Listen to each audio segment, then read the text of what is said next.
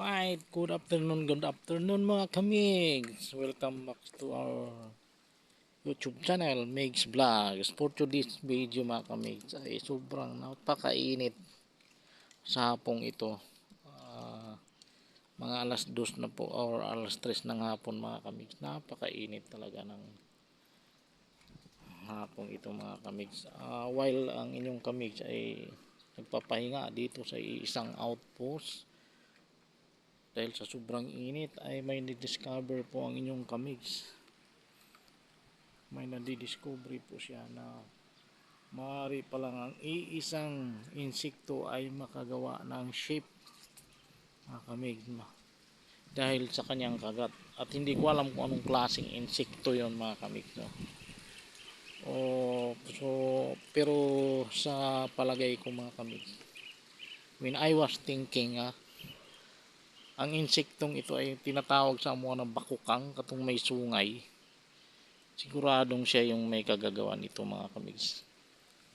Hindi ilang pala tayo ang magaling gumawa ng shape mga kamigs.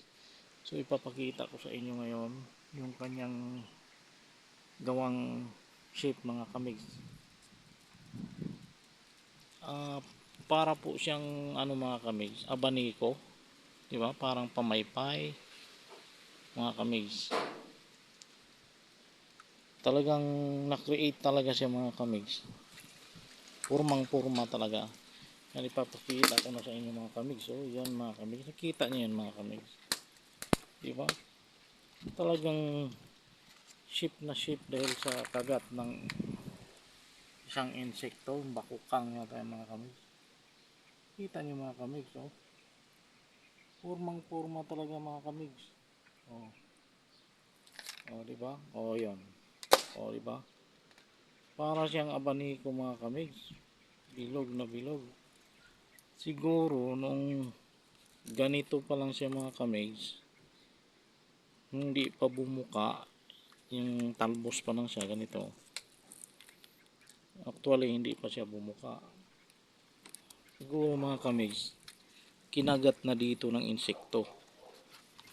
Kinain siya dito mga ganong kahaba. Ganyan kahaba ang kinain. Kahit katulad nito mga kamigs, oh. Diba? Kinain siguro. Kinain ng insekto. Kung hindi pa siya bumuka. Ayan, ano ba? Ayan. Kinain siya dyan ng insekto. So, nung bumuka na siya mga kamigs, ito ang naging resulta mga kamigs. Tingnan nyo. Oh. Diba mga kamigs? Purmang-purma siya. Bilog na bilog. Wala dito. O, tingnan mo. O. Diba mga kamigs? O. Purmang-purma mga kamigs. Bilog na bilog. Yan o. Tanggalin mo lang tong dito. O. Pwede na rin siyang payong mga kamigs. Pwedeng pamaypay. Malaking pamaypay. So hindi lang pala tayo ang pwedeng makapag-create ng shape o ano pa man mga kamigs. Pwede din pala ang insekto. So thank you for watching mga kamigs. Yun lamang, at ang insekto na to ay hindi ko alam, kundi thinking ko lang mga kamigs ay bakukang, yung may sungay. Yan Bisaya, sa Bisaya, bakukang yung tawag ng mga kamigs. At mga kamigs, God bless.